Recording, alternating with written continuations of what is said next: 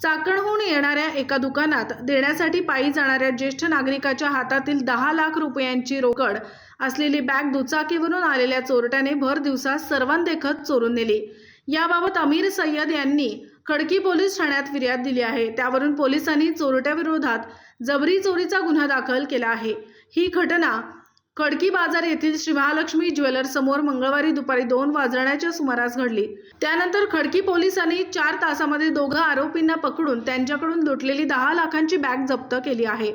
याबाबत पोलिसांनी दिलेल्या माहितीनुसार फिर्यादी हे चाकण येथील एकाकडून 10 लाख रुपये घेऊन पुण्यात आले होते। त्यांच्याकडे हँडबॅग होती। खडकी बाजार येथे देण्यासाठी ते चालले होते। खडकी बाजार येथील श्री महालक्ष्मी ज्वेलर्स समोर ते दुपारी 1:55 पायी जात होते। त्यावेळी दुचाकीवरून आलेल्यांनी त्यांना हाताला हिसका मारून ती 10 लाख रुपये असलेली बॅग हिसका मारून चोरून नेली। या घटनेची माहिती मिळताच अपर पोलीस आयुक्त मनोज पाटील, पोलीस उपायुक्त हिम्मत जाधव, सहाय्यक पोलीस आयुक्त विठ्ठल दबडे, खडकी पोलीस ठाण्याचे वरिष्ठ पोलीस निरीक्षक दिलीप फुलपगारे, पोलीस निरीक्षक गुन्हे संदीपान पवार यांनी घटनास्थळाला भेट देऊन माहिती घेतली। पोलिसांनी दोघा संशयितांना पकडले असून पोलीस निरीक्षक गुन्हे गजानन चोरमले तपास करीत आहेत।